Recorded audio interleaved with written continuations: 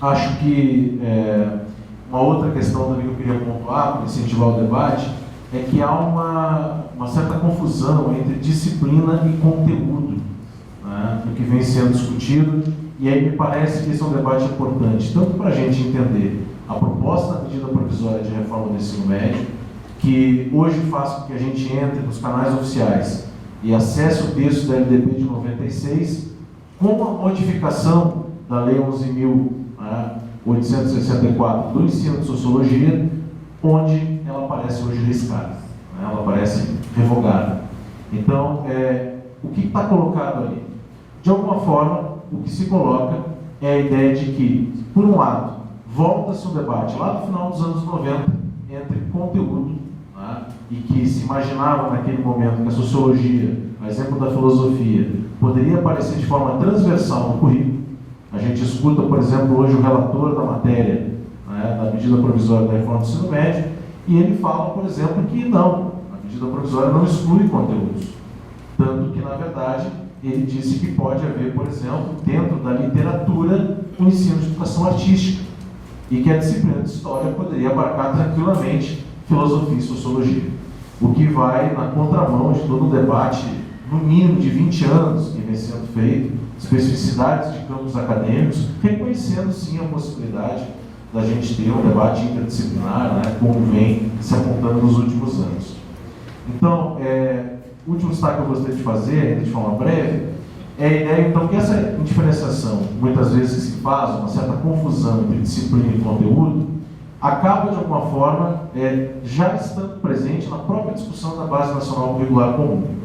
Vale lembrar que a nossa área tem uma representação oficial nessa discussão a partir da Comissão de Ensino da SPS, da Sociedade Brasileira de Sociologia, e que vem, inclusive, isso foi pauta do Encontro Nacional sobre o Ensino de Sociologia na Educação Básica, que alguns colegas estavam presentes em São Leopoldo, no ano passado, no Rio Grande do Sul, onde se discutiu, inclusive, na oportunidade, com o professor que coordenava o ensino médio junto ao MEC, até recém-empossado naquele momento, né? E que, muitas vezes, o que nós apontávamos é que a Base Nacional Curricular Comum, de alguma forma, ela poderia correr o risco, e isso vários profissionais tentavam alertar, né, de ser mais uma vez uma lista de conteúdos. E que isso, de alguma forma, empobreceria uma própria discussão sobre o que é currículo, né, para além de uma lista de conteúdos, e que a gente sabe que quando vem de cima para baixo, o professor Luigi que lembra bem, sem o diálogo com a base, sem o diálogo com os professores que estão na escola, isso corre o risco de ser mais uma vez uma letra morta, como muitas propostas curriculares, né, da nossa área de sociologia acabaram, né, tendo esse desfecho nos últimos anos.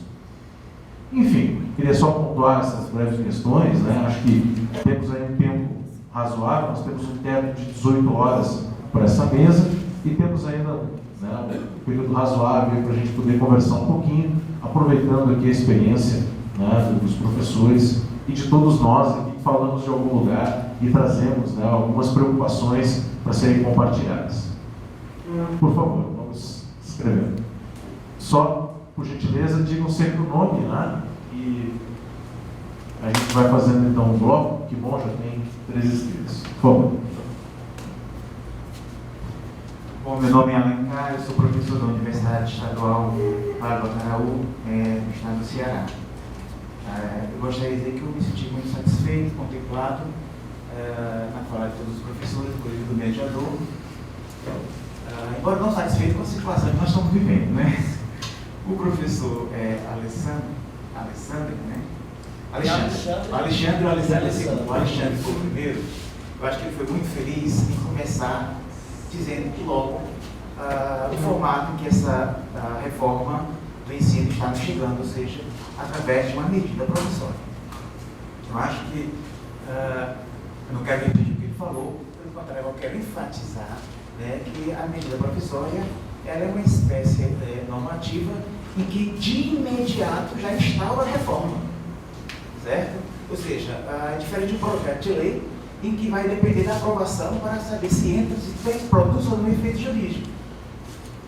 Então, nesse momento, nós já temos uma reforma do ensino médio, não em curso, né, por um lado, mas estabelecida porque é uma medida provisória que já produz efeito imediatamente, ou seja, uma maneira extremamente autocrática, né, uma espécie normativa que deriva dos antigos decretos, leis dos regimes militares, e que é a forma, vamos dizer, propícia para um tipo de reforma em que não dialoga com a sociedade e implementa de imediato essa reforma. E é tanto, né, que ela tem um prazo, diferentemente de um projeto de lei, ela tem um prazo para ser aprovada. Se não for aprovada, ela entra obrigatoriamente na pauta do Congresso e tranca a pauta do Congresso para ser, enfim, votada e, portanto, ela tem, portanto, esse efeito perverso no sentido de ser extremamente autocrático. Né? O professor Alessandro, agora o Alessandro, ele foi muito feliz para mim em comparar a atual reforma com a reforma de 71. Eu quero dizer, professor Alessandro, que eu sou também consequência da reforma de 71, eu fiz o meu segundo grau, ganhei um certificado de estudos que eu nunca tive na escola, né? Assim como na atual reforma, a reforma prevê que alunos sejam certificados por conhecimentos parciais adquiridos. Né? Então, é muito oportuna essa reforma, porque é uma reforma daquelas que a gente pode usar a expressão popular para inglês ver, né? Porque eu fico pensando o que é que vai acontecer com essa carga horária que vai ser ampliada. Porque cabe tudo aí pelo que o governo está dizendo. E se cabe tudo, cabe também nada. Né?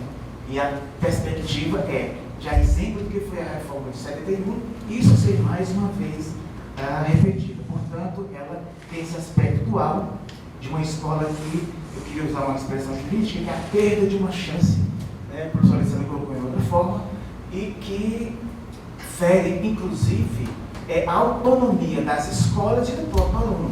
Então, é uma falácia quando o governo Temer diz que agora o aluno vai poder escolher. A medida provisória não diz isso. Eu chamo a atenção, inclusive, para a letra da lei, que ela fala sobre os sistemas de ensino, os sistemas educacionais de ensino, e nós não visualizamos na lei nada que permita, que propicie, que promova a autonomia do aluno e da escola, e da própria escola, que é uma bandeira antiga, inclusive, de autonomia. Né? E, por fim, o professor Luiz foi muito feliz quando toca na questão da formação docente, porque essa medida é um golpe na formação docente. Como o professor Tiago falou na palavra dele da mediação, nós passamos muito tempo, foi feliz quando fez referência à SPS, porque encabeçou também, junto com outras entidades, a questão da formação docente, depois que, em 2008, a disciplina de sociologia voltou definitivamente no formato de disciplina. Porque se a LDB trouxe, em 94, a disciplina de volta, mas, por outro lado, se suscitou aquela dúvida enorme se ela viria no formato de disciplina ou de conteúdo. Né? E a partir de 2008, quando ela entra pela Lei 11.000, aí que você citou, né? Quando ela entra definitivamente, quando ela volta definitivamente no formato de disciplina, então nós criamos todo um movimento social, democrático, discutido, participativo com as entidades de classe, etc., para que essa disciplina fosse estabelecida os seus conteúdos, o seu formato, e agora essa medida provisória simplesmente, né, desde o dia 23 de setembro, quando ela é publicada no Diário Oficial da União, ela desmonta tudo aquilo que foi construído democraticamente, gente. É uma situação extremamente complicada que nós estamos vivendo. E volta mesmo, como o Tiago colocou, há 20 anos atrás. Né? Volta, no mínimo 20 anos atrás, é um golpe na formação docente. Agora, imagine vocês, nesse momento, a sociologia, nesse momento, não, porque, como eu disse no início, a reforma já entrou em vigor. E entrou como um cheque em branco. Olha que contradição. Ela entra em vigor, mas a base curricular nacional comum tem um prazo de até meados do ano que vem para ser estabelecida. Hoje, dizia da manhã, aqui nós tivemos um debate muito interessante, coordenado pelo professor Spinelli, pela professora Tânia, da Sergipe, que isso é um cheque em branco. Essa medida ela é um cheque em branco, porque simplesmente, como o governo está fazendo as outras medidas, porque simplesmente ela entra em vigor incompleta, para ser definida no âmbito restrito do governo acerca dos seus conteúdos. Né? Então, o problema que nós estamos vivendo é um golpe na formação docente, porque nós voltamos, aí acho que o Alessandro falou, nós voltamos àquela formação especializada, e o professor Luiz colocou acerca da precariedade. Ou seja, no mínimo de cara, e eu vou concluir agora, no mínimo de cara, a sociologia já perdeu. Perdeu porque no seu quantitativo. Porque se ela aparecer, oxalá apareça na base do currículo, porque nós não temos garantia, né? Não significa que ela aparecerá com disciplina. Pelo contrário, o governo sinaliza que ela não vai aparecer com disciplina. A julgar pelas entrevistas, pelo governo, ela não aparece como disciplina, ela aparece como tema transversal.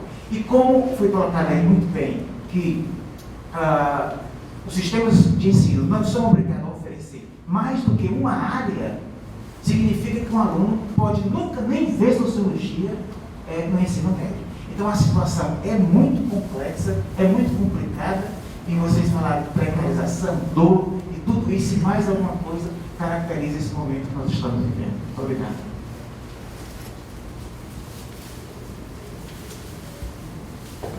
Professor Mário Bispo.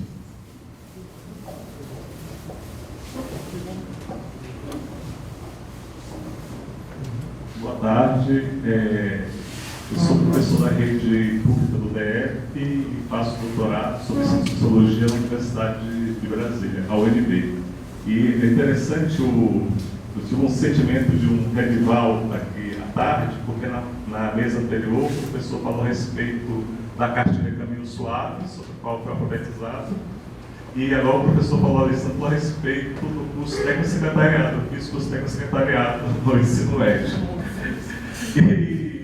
E aí eu fiquei pensando a respeito dessa questão, professor. O senhor colocou da dualidade da escola, mas também uma dualidade na sociedade, porque na minha época, não no meu caso, eu não tive acesso ao mercado, mas muitos dos meus colegas, técnico de contabilidade, técnico de enfermagem, tiveram um acesso ao mercado de trabalho.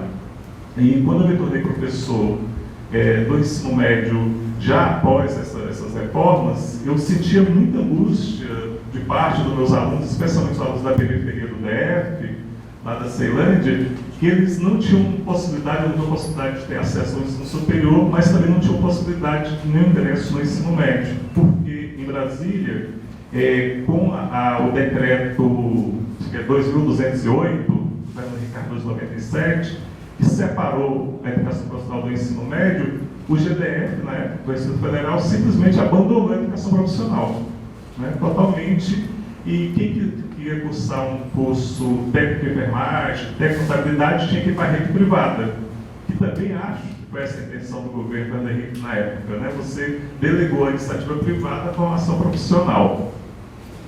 E aí eu fiquei pensando a respeito de como se articular a educação profissional ao ensino médio. Talvez não seja essa proposição que está sendo posta pelo governo Temer, mas que proposta nós temos? Recentemente, aliás, na semana passada, os sindicatos professores do DF, líderes do sindicato, foram até o senador Cristóvão Buarque, que apesar de tudo, é um dos poucos que tem acesso, né, para fazer essa discussão lá no DF, porque a bancada é extremamente conservadora. E para discutir a questão da MP, da reforma do ensino médio. Justamente as pessoas estavam colocando a questão que não há essa autonomia para o aluno, porque o Cristóvão fez um discurso no Congresso Nacional defendendo a MP, falando que ela dá autonomia para o aluno. E a gente vai mostrar para o Cristóvão que não há essa autonomia. Autonomia para o sistema. Então ele questionou lá o povo presente da seguinte forma: quando ele era governador em 97, o Simpro foi lá, compra o decreto que separou a educação profissional do ensino médio. E agora o Simpro retornava 20 anos depois, defendendo que não tivesse educação profissional no ensino médio. Depois ele perguntou: qual é a proposta de vocês em relação à reforma? Que eu posso até bancar, mas eu quero ouvir a proposta de vocês. Então, eu gostaria de propor para a discussão, o professor Alessandro tem uma larga experiência, tem a vivência, né? O outro professor que participou do pacto, né? Como é que vocês vislumbram o ensino médio? Né? Qual a alternativa que nós podemos imaginar? E como é que nessa visão de vocês se articula o ensino médio com a educação profissional? Se há essa articulação, em qual grau de articulação? Obrigado, professor Mário. Vamos fechar o bloco então com 3 intervenções. Professor Ricardo.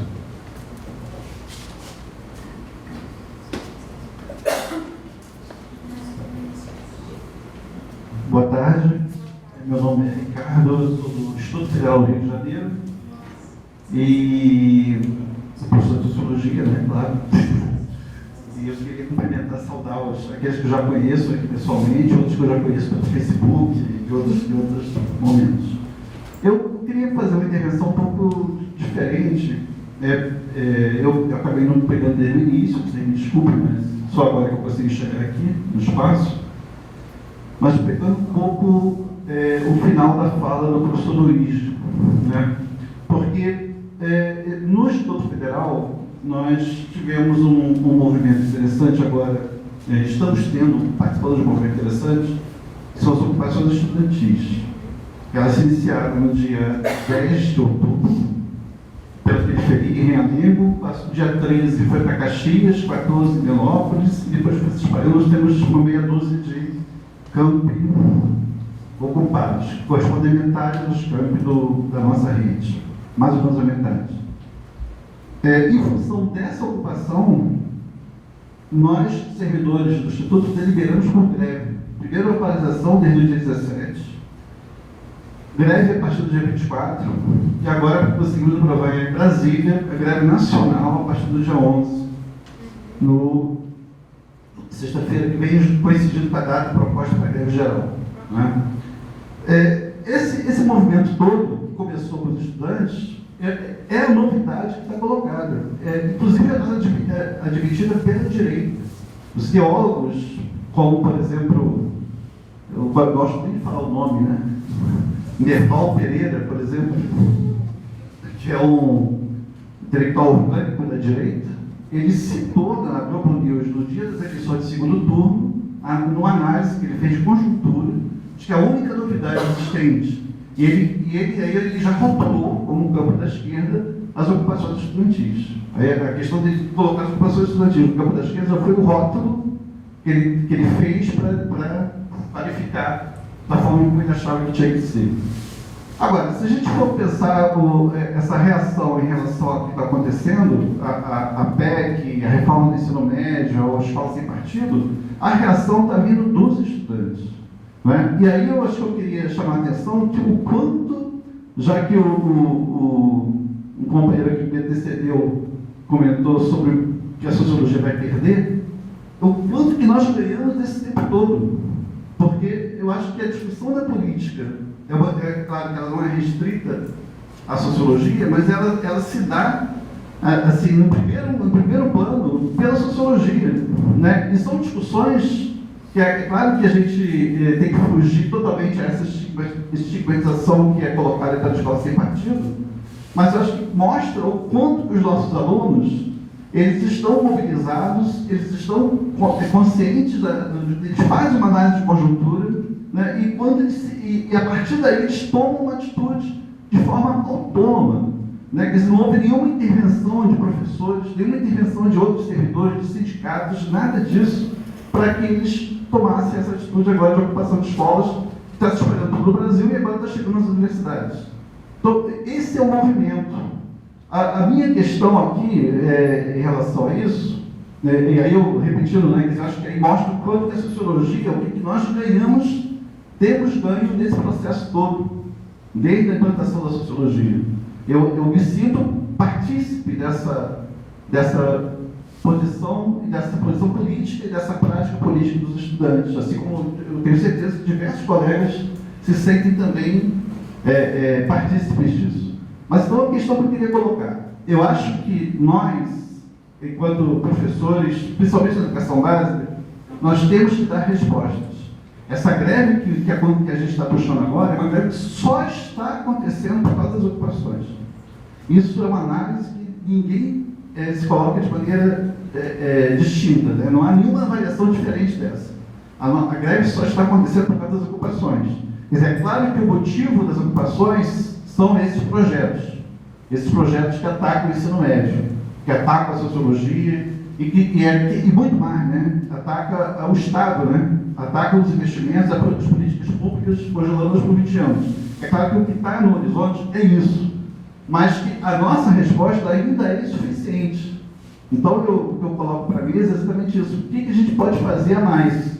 Eu acho que é uma questão que a gente vai discutir até o último dia, por conta do Congresso da VEX, mas eu já gostaria assim, de antecipar, né, essa preocupação, acho que é a preocupação do momento, né? O que nós, professores, colegas, licenciados, podemos fazer em relação a como a gente pode atuar para reforçar todo esse processo, para politizar cada vez mais esse processo. A resposta a esses projetos, como a escola sem partido, né, é a politização. Tá? Obrigado.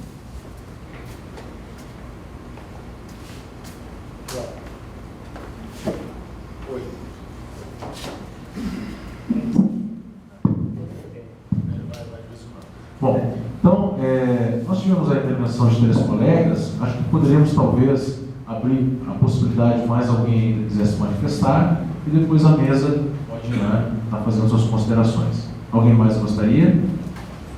Professora Tânia, professora Tatiana, mais alguém? Como é que é seu nome? Fábio Machado. Fábio. Mais alguém? Vamos fazer assim então, né? Na fala agora da professora Tânia, quem mais quiser se inscrever, faça a inscrição, e aí a gente acha que caminha com a fala da mesa de volta. Pode ser? Então tá. Convido então a professora Tânia, presidenta da VEX.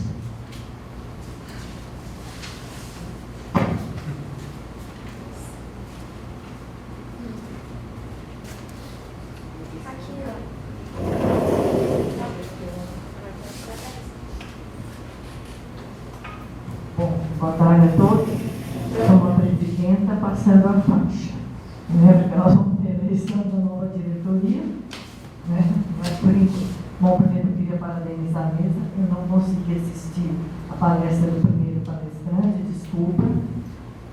Assisti as dos outros dois, a intervenção do Tiago, os debates do Alencar. O Alencar fez uma brilhante exposição hoje no GT, muito boa mesmo. E eu fiquei pensando assim, vocês estão falando de 71. Eu sou de anterior. Eu fiz o meu curso ainda com resquício de Getúlio Vargas. É bom pensar um pouco como é que essa reforma, como é que o ensino brasileiro foi se estruturando ao longo dos anos. E mais, o que mudou do Império para cá? Parece que a gente tem uma tendência a se localizar no presente, ou no passado presente. Essa legislação, essa medida provisória, de alguma forma, ela parece vislumbrar o tempo do Império. Sabe por quê? Porque o Estado não vai ser mais obrigado a manter o ensino. Nos governos militares, eu fui alguém que combati veementemente a ditadura militar, os militares mantiveram o ensino público e gratuito. Nunca passou pela ideia deles fazer PPP, parceria público-privada. O que é parceria público-privada? É simplesmente entregar à iniciativa privada a responsabilidade, que é a responsabilidade do Estado. Quanto é que o ensino foi pago no Império? Estudava quem podia, os mestres de escolas. Porque, com o princípio republicano, aí vamos voltar, até Benjamin Constant, por um caso, que é o grande idealizador de colocar a sociologia nos currículos, quem conseguiu, né, na época, não se pensava nisso. Então, eu penso que talvez a gente tivesse que ver o retrocesso que está implícito nessa medida. E aí a dificuldade que a gente teria para mudá-la. Porque, veja, essa questão da disciplina de sociologia, que o colega falou bem, mal ela entra, ela já é ameaçada, mas sempre, sempre. Quem lê, vocês estão falando de 71, ótimo. Então vocês lembram quando História e Geografia saiu do currículo e entrou um tal de Estudos Sociais, que não era nada.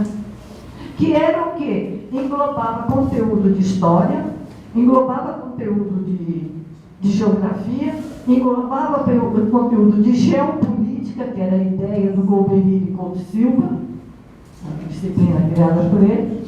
A geopolítica não é nem criada por ele, é uma disciplina que veio da Alemanha, geopolítica. E saiu História e Geografia do currículo. Por quê? Porque não se queria disciplinas críticas.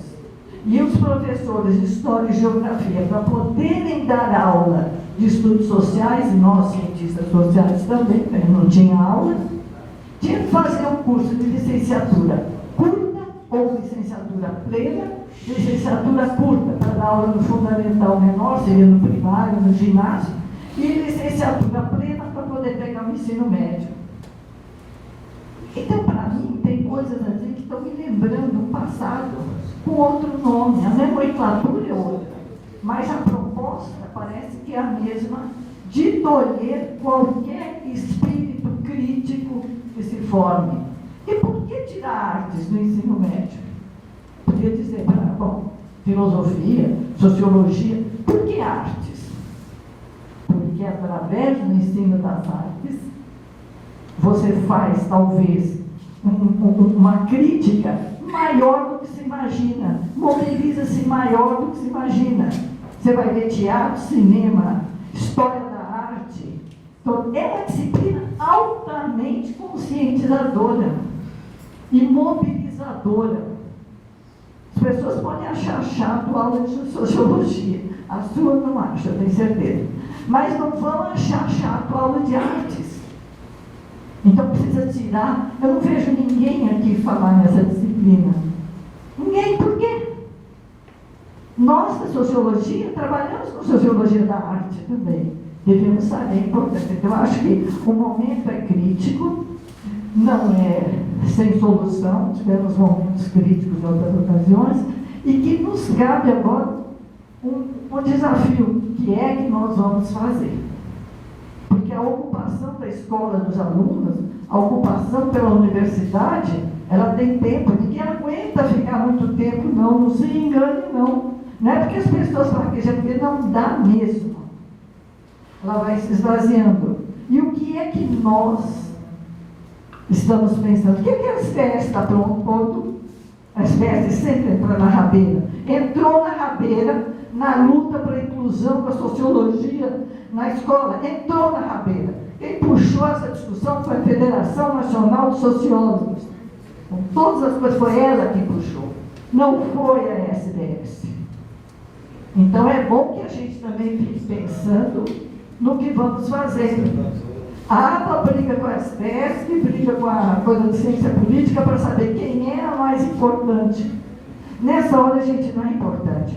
Nessa hora nós precisamos unir forças, deixar as questiúnculas, as filigranas de lado, porque nós temos um inimigo muito maior na nossa frente, uma direita empedernida, unida e com um propósito sério, e com um congresso, que nunca houve um congresso pior na vida do Brasil do que esse congresso que nós temos. Então, a minha colocação é essa: nós temos um desafio. Eu acho que a resposta nossa, claro, não vamos sair daqui com nenhuma pauta aberta, mas é cada um pensar como nós podemos unir forças e propor, e ver uma proposta alternativa para romper. E às vezes a gente rompe por dentro. Pense o cupim, pense a formiga, come as bases das estruturas e derruba o prédio. Talvez a gente tenha que fazer essa tarefa, não sei. Obrigada. Muito bom, professor.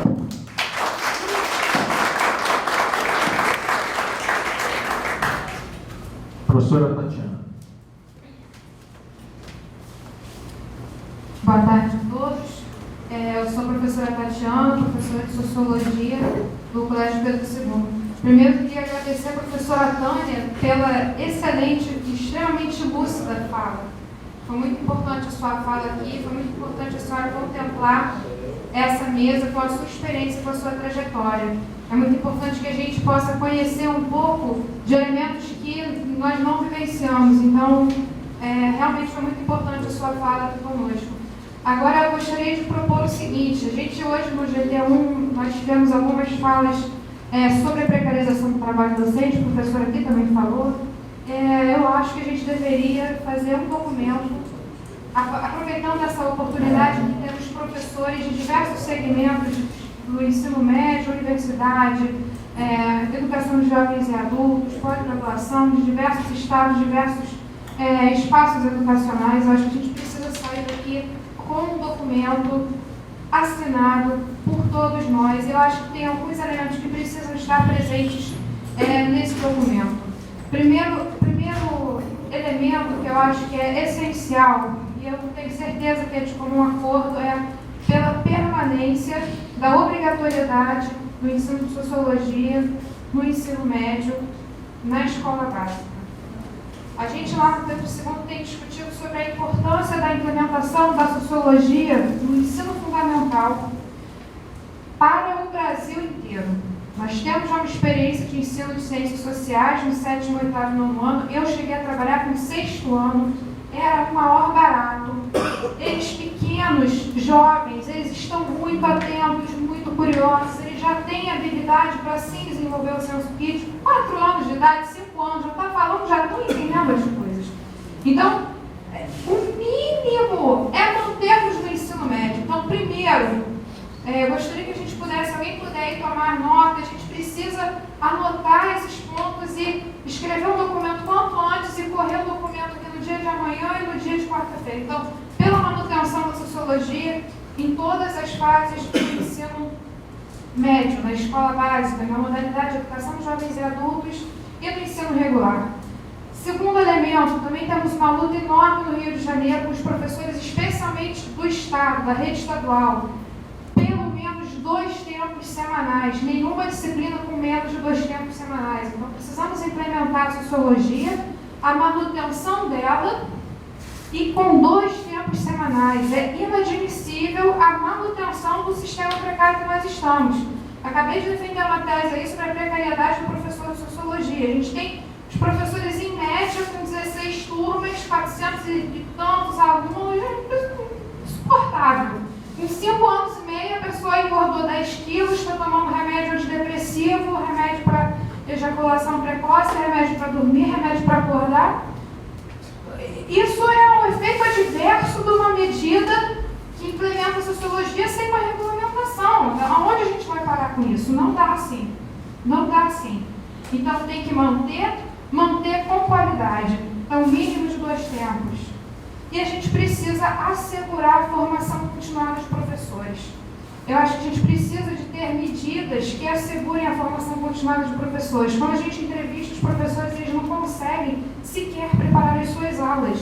Então, a gente precisa de incentivos à manutenção da formação continuada, redução de carga horária em todas as instâncias de ensino, quando o professor está lecionando e realizando uma pós-graduação, uma qualificação. É necessário, obrigatoriamente, que as instituições de ensino apoiem a redução de carga horária desse professor. É insuportável o professor ter que atuar em 16 turmas, fazer um mestrado, escrever pesquisa, escrever artigo, ler livro. É insuportável, é impossível. É humanamente impossível. Então a gente precisa exigir que as instituições de ensino assegurem aos docentes a possibilidade de formação continuada, porque nós recebemos as exigências de produção acadêmica, como a gente vai produzir se a gente não tem um mínimo de tempo hábil para a produção como estudo? Então esses são os pontos que eu gostaria, se vocês tiverem outros pontos, eu gostaria que propusessem, que a gente possa correr um documento simples, pontual, mas muito firme de todos nós que estamos aqui presentes, em nome desse encontro que está congraçando aqui o nosso objetivo comum. Obrigada. Então temos o último escrito, depois eu vou passar para a mesa, então o senhor fala.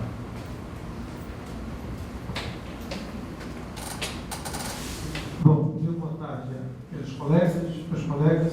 Eu sou professor de Sociologia da Universidade Federal de Campina Grande, da Paraíba, e gostaria de parabenizar a mesa em razão da acuidade e da relevância, porque cada perspectiva que cada professor falou aqui sobre os desafios que nós estamos vivendo em relação à proposta do governo, eu gostaria de parabenizar vocês, mas, entretanto, gostaria de fazer um questionamento, que, a meu ver, em parte, já foi antecipado aqui pelo professor Dani, que me sucedeu. Em parte do que eu ia dizer, ela ia colocar, mas assim mesmo, faço uso da palavra, eu queria enfatizar esse aspecto, né, relativo a o que fazer agora. Foi a parte final do professor colocado. A minha linha de intervenção é nesse sentido. O que fazer agora? Há um certo consenso entre nós sobre as implicações que nós estamos vivendo, na fala de todos vocês. Sou Luiz, enfim, todo o professor Azevedo, todo mundo falou aqui. Mas o que é que nós podemos fazer?